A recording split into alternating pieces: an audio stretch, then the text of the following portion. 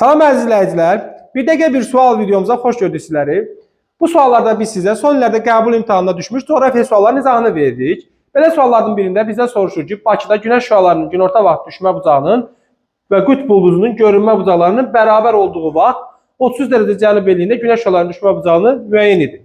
Okey, Bakıya günəş şüalarının düşmə bucağını bilmirik, amma qütb ulduzunun görünmə bucağı standart olaraq 40 dərəcədir. Ona görə də Bakıya günəş şüalarının düşmə bucağını hesablayan zaman 90 çıxısın enlik, yəni Bakının enliyi neçə olur? 40 plus minus zenit bərabər neçə olacaq? Düşmə bucağına, yəni 40-a. Çünki düşmə bucağının qütb ulduzunda görünmə bucağına bərabər olduğunu yazıb burada.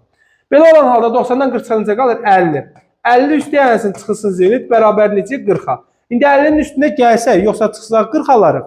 Təbii ki, 50-dən 10'u çıxsaq 40 alarıq. Çıxırıqsa, deməli mötərizəni atmışıqsa burada nədir? Çıxmazsa deməli cənub yarımkürəsidir. Zenit bərabər olacaq neçəyə?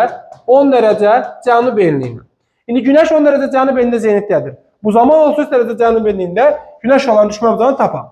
O zaman 90-dan çıxarıq, mötərizədə 33, en yarımkürədə olduğuna görə cənub. 33-dən 10'u çıxarıq. Bərabərdir. 90 çıxılsın 23, o da bərabər neçəyə? 67-yə. Deməli bu sualda cavabımız nə idi? 67.